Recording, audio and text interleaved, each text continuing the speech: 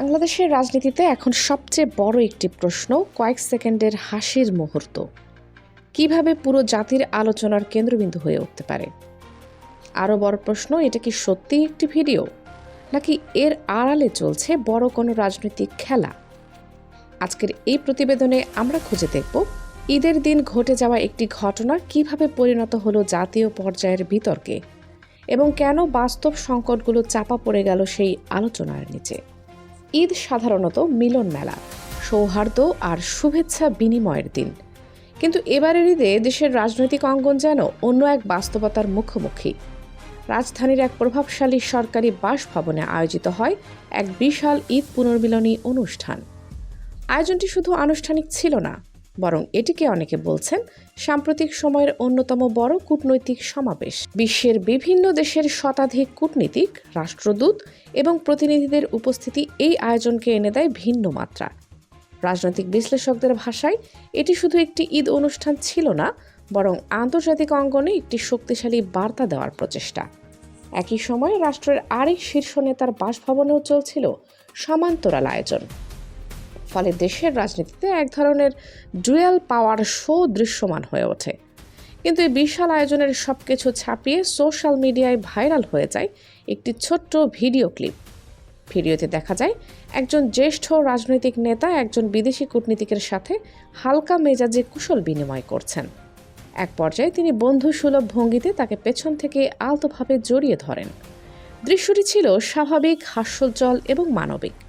কিন্তু প্রশ্ন হলো, কেন এই সাধারণ মুহূর্তটাই হয়ে উঠল তীব্র সমালোচনার কেন্দ্র? ভিডিওটি প্রকাশের পরপরই সোশ্যাল মিডিয়ায় শুরু হয় তুমুল আলোচনা, সমালোচনা, এমনকি ট্রলিং।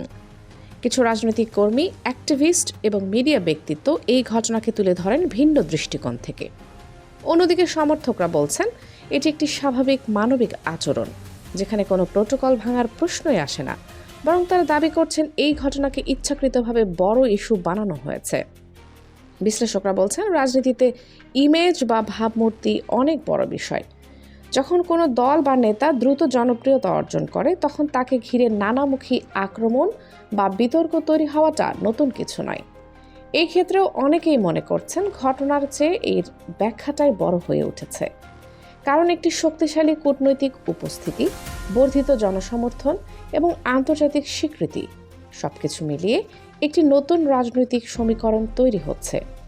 এখন আসি আরেকটি গুরুত্বপূর্ণ প্রশ্নে। ঠিক এই সময়ে দেশে ঘটে যায় একটি মর্মান্তিক দুর্ঘটনা। কুমিল্লায় ভয়াবহ ট্রেন দুর্ঘটনায় প্রাণ হারান বহু নিরীহ মানুষ।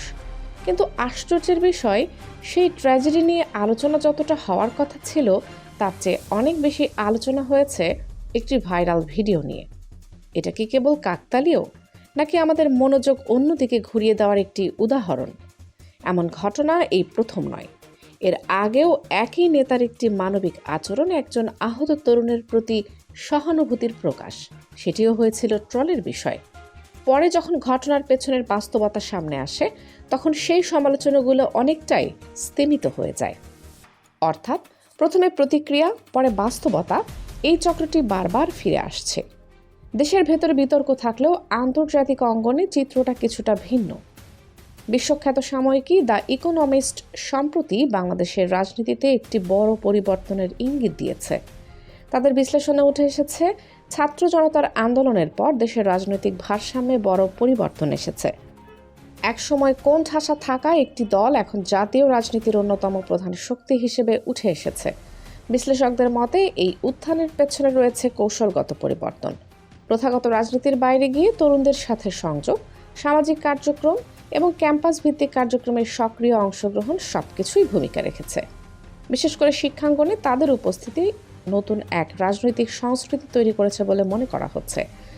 সবশেষে প্রশ্নটা থেকেই যায়, এই পরিবর্তন কি স্থায়ী হবে, নাকি এটি কেবল একটি সাময়িক ঢেউ?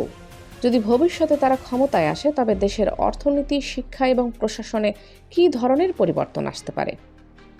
এই প্রশ্নগুলোর উত্তর এখনও অজানা।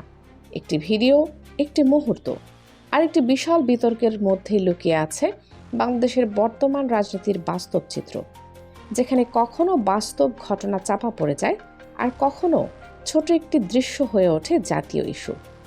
আপনার কাছে প্রশ্ন, আমরা কি সত্যি মূল বিষয়গুলো নিয়ে ভাবছি, নাকি আমরা শুধু দেখছি যা আমাদের দেখানো হচ্ছে?